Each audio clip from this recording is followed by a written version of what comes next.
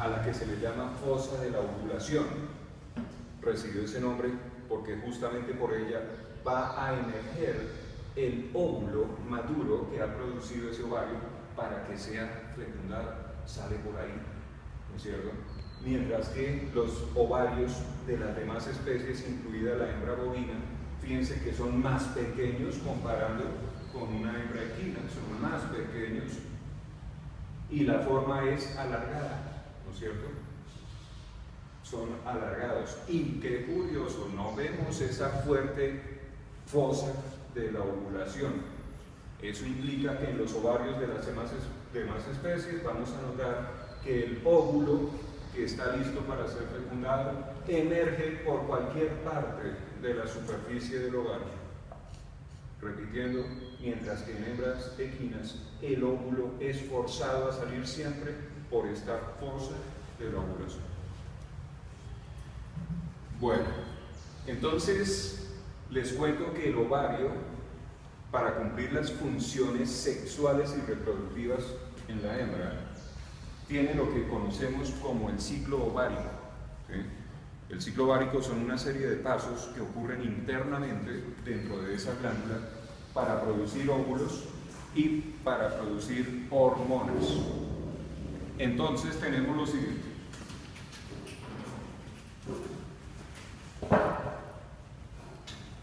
Para saber del ciclo ovárico, que el promedio en medicina veterinaria, en el reino animal, el promedio de un ciclo ovárico completo es de 21 días. Ese es el promedio, obviamente puede extenderse o acortarse dependiendo de la especie, pero el promedio general en el reino animal es 21 días. Mientras que sabemos que en la mujer el promedio del ciclo ovárico está en unos 28 días, eso si no estoy mal, o sea, es más largo. Entonces, sepan que el ovario, al igual que el testículo, externamente presenta unas capas o envolturas. La capa más superficial del ovario, así como ocurría con el útero, que hablábamos de que el útero tiene una capa que le da un brillo, ¿no es cierto? Una capa muy delgadita externa que se llama perimetrio. En el ovario vamos a encontrar una túnica, lo mismo en el testículo, igualito en el testículo, una túnica y una vaina que se llama la túnica vaginal visceral, que es la más superficial, túnica vaginal visceral. Simplemente, como me decía mi maestro, el doctor Juan Tobos, para que sepan de qué estamos hablando, esa túnica es tan delgadita que asuman que es la que le da el brillo a esa gonada. Hablo de ovarios y hablo de testículos, la tienen ambos. Ahora, cuando yo hablo de túnica vaginal en machos, los estudiantes se confunden. Y es debido a que la palabra vaginal no se refiere a vagina. Yo mismo tuve esa confusión y mirando el diccionario médico, vaginal se refiere a envoltura. Eso significa vaginal, envoltura. Así de que hay túnicas vaginales en la hembra y en el macho. En este caso les estoy diciendo que ovarios y testículos, la primera envoltura es la túnica vaginal visceral. La segunda envoltura es muy gruesa y la notan en la disección, y es increíblemente gruesa, ¿no es cierto? Se cortaron algunos testículos y algunos ovarios, y esa envoltura que le da la forma a esas gónadas es la túnica albugínea o túnica blanca. Les recuerdo que muchos términos vienen del latín y del griego, así de que del latín el prefijo albus significa blanco, ¿no es cierto? Túnica albugínea o túnica blanca en testículos y en ovarios. Ahora sí, solo en ovarios, bajo la túnica albugínea, que es esta capa gruesa que vemos ahí, existe un epitelio que traté de representar acá, un epitelio que se llama epitelio germinativo, lo mostré en línea punteada roja. Ese epitelio germinativo, evidentemente, acá en nuestras mesas de anfiteatro no lo vamos a ver. Es microscópico. Está bajo la túnica albugínea del ovario, ¿no es cierto? Ese ya no está en el testículo.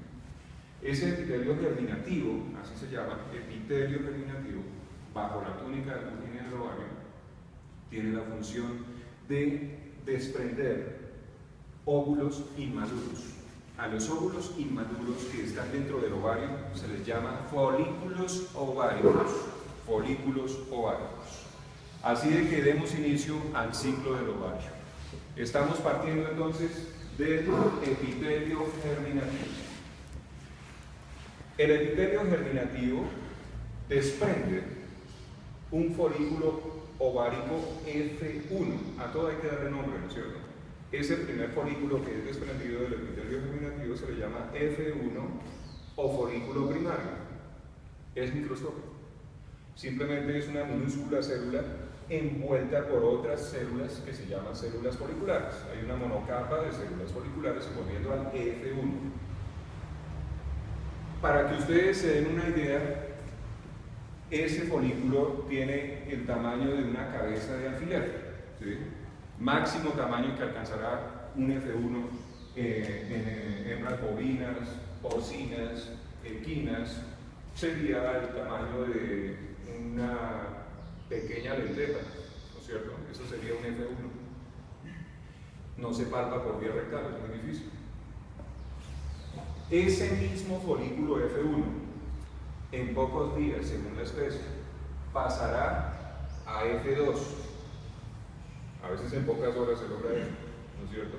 Pasa a F2 o folículo secundario. Ese sí ya es grande. Tan así que ya empieza a ser palpable por vía rectal. Así de que cuando introducimos la mano por vía rectal, podemos encontrar obviamente todo este tracto genital, ¿no es cierto? Sentirlo, aunque nuestra mano va dentro del recto, estamos sintiendo todo esto. Sentimos el cervix, es muy evidente su palpación en bovinos. El cervix es increíblemente grande, fuerte, duro, desarrollado en bovinos. En la hembra equina es un poquito disimulado, pero se puede coger. Sigo avanzando con la mano, llego a los cuernos y sé ya por anatomía que en el extremo de los cuernos están los ovarios. En una hembra bovina es evidente que tenemos que hacer un movimiento de tracción, asumiendo que ella esté vacía, que no esté preñada. Podemos traer los cuernos hacia atrás, ¿no es cierto? O hacer un recorrido con la mano, vamos caminando con la mano por esos cuernos y sé que tengo que llegar al final del cuerno y encontrar el ovario. En ese ovario, con F2 o folículo secundario, ya puedo detectar su presencia porque ese folículo secundario tiene ya el tamaño de un garbanzo y deforma al ovario. Además, el F2 o folículo secundario está lleno ya de un líquido que llamaremos líquido folicular. En ese líquido está flotando el futuro óvulo. A mí siempre me ha parecido esta parte como una gestación. El óvulo que está madurando, que está creciendo, se encuentra en suspensión en el líquido folicular, empacado en múltiples capas de células foliculares. El F1 solo tenía una capa y no había líquido folicular. Ese F2 también sigue su evolución, sigue creciendo igual que un feto, ¿no es cierto? Y pasa a F3 o folículo terciario o folículo de Graf. Graf se escribe con doble F. Folículo terciario o folículo de Graf. Estamos hablando de que ya ese folículo está completamente desarrollado y dentro del ovario tiene el tamaño hasta de una uva, ¿no es cierto?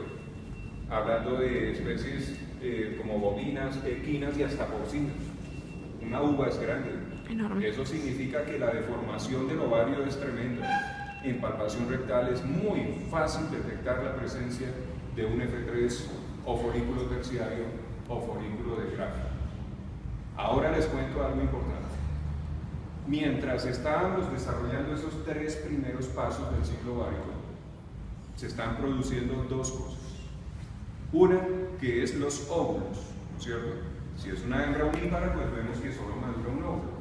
Si fuera una hembra multípara, es evidente, tenemos que pensar que están trabajando los dos ovarios. Los dos ovarios. Y aparte de eso, cada ovario no produce un solo folículo, sino que está produciendo varios folículos. Es que pensemos lo siguiente, hembras porcinas que pueden tener 16 crías por parto, ¿no es cierto? Hembras caninas que pueden hacer lo mismo, ¿sí? Entonces, son hembras multíparas en que el ciclo ovárico involucra múltiples maduraciones foliculares en el mismo momento. Bueno, les decía, se producen óvulos, pero también se produce una de las hormonas del ovario que determinan el comportamiento sexual y reproductivo de la hembra. Dos conceptos que acaban de aparecer: comportamiento sexual, comportamiento reproductivo, y aplica en hembra y aplica en macho. Comportamiento sexual significa si la hembra acepta o no acepta al macho. Ese es el comportamiento sexual de una hembra, si acepta o no acepta al macho. En el caso del macho, su comportamiento sexual es si tiene líbido o apetito sexual o si no lo tiene. Eso es comportamiento sexual en ambos géneros. ¿Sí? Comportamiento reproductivo es otra historia.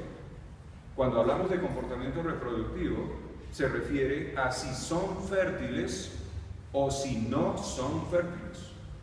Causas de infertilidad en hembra y macho son múltiples, muchas, ¿no es cierto? Hasta la misma dieta puede influir. ¿Sí?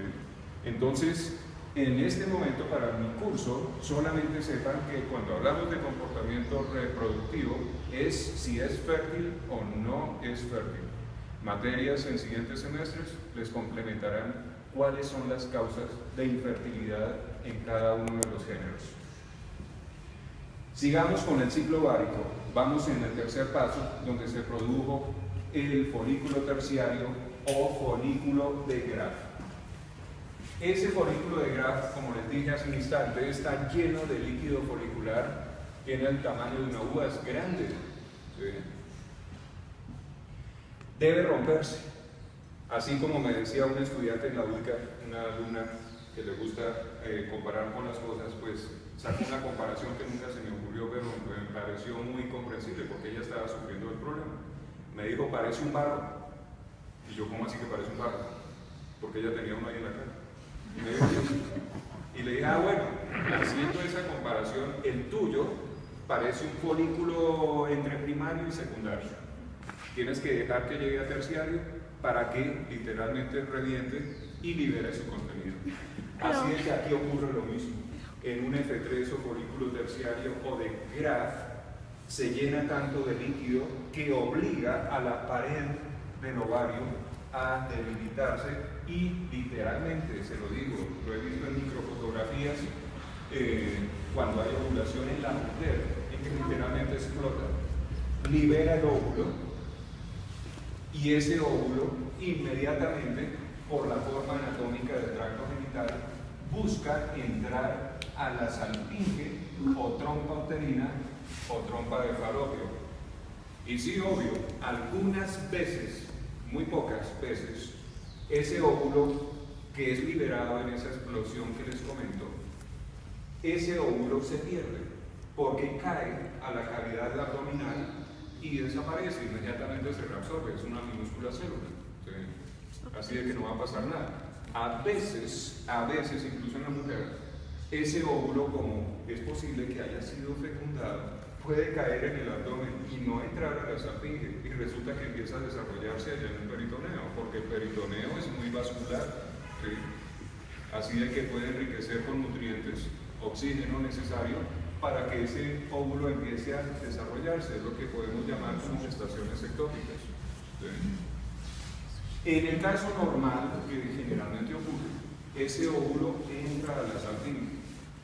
Resulta que la salpinge es el primer tramo que forma el útero, por eso se le llama también trompa uterino. ¿Sí? Esa salpinge es el sitio más estrecho del útero, porque ahí es el sitio donde se realiza el milagro, la fecundación o concepción. Al ser tan estrecha la salpinge, ustedes van a notar ahí en las disecciones de bovinos y equinos cómo la salpinge de ellos tiene el diámetro de una mina de esfero, incluso un poquito más estrecho. ¿Sí? Así de que piensen ustedes cómo será de pronto la salpinge por ahí en un murciélago, ¿no es cierto? O cómo será en otras especies pequeñas, en algún roedor, etc. Pero existe. Así de que la salpinge es el sitio donde se realiza la fecundación o concepción. Con estas dos salpinges que dibujé, una en forma de resorte y otra ligeramente ondulada. Quiero decirles que la salpinge equina tiene esa apariencia. Es un resorte completamente flexible.